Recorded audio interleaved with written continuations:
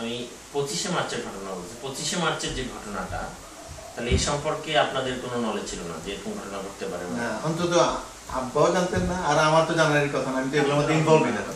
আমি তো এগুলো, আপনি মনে করেন ঢাকার বাইরে ছিলেন এরকম কিছু? ঢাকার বাইরে আমি গাইবান্ধায় ছিলাম, যেখানে আর্মি আসছে সম্ভবত 17ই এপ্রিল, মানে এপ্রিল মাসে আসছে। আচ্ছা, সেই সময়।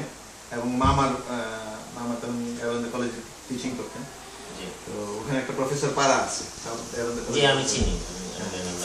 তো সেখান থেকে আমরা গ্রামের ভিতরে চলে গেছিলাম নিরাপত্তার জন্য, যদি আর্মি এখানে আসে কিছু করে।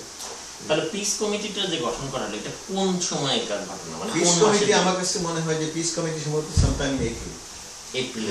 আমি এগুলোর মধ্যে তো আমি এগুলো কোনো ট্র্যাকও করতেছিলাম না। আমি জানি, কিন্তু আসলে ঘটনা হচ্ছে যে ব্যাপারগুলো এমন যে আমাদের পক্ষে আসলে সঠিক কি ঘটছে এটা জানা খুব মুশকিল। পিস কমিটি সম্পর্কে, পিস কমিটির মূল উদ্যোক্তা, মূল টোটাল নেতৃত্ব ছিল মুসলিম লীগের, এবং নুরুল আমিন সাহেব ছিলেন এটার মূল নেতা, খাজা খালিদ্দিন ছিলেন এনার সাথে, মৌলভী ফরিদ আহমদ পিডিপি ছিলেন, ইনারা ছিলেন বড় বড় নেতা।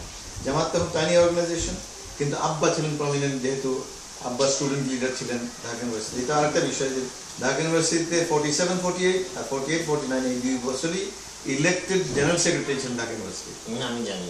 তো সেই হিসাবে ওনাকে, আর উনি এই সমস্ত বিষয়, এবং আমি যতটুকু হিস্ট্রিক্যালি আমি দেখছি পড়ে যে গোলাম আযম সাহেব উনি 52-র যে আন্দোলনের সময় ছাত্রদের পক্ষ থেকে যে স্মারকলিপি দেওয়া হয় এটা উনি প্রদান করেন। উনি করেন, কারণ ভিপি হিন্দু ছিল।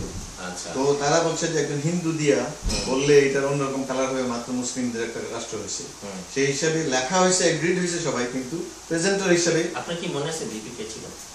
না, আমার মনে নেই। আচ্ছা, ইনফ্যাক্ট আমি শুধু ওই শাহজাহান, সিরাজ, আসম আব্দুর রব এই সময়টার কথা কিছু খেয়াল আছে, যে ডাকসু, তাছাড়া ডাকসু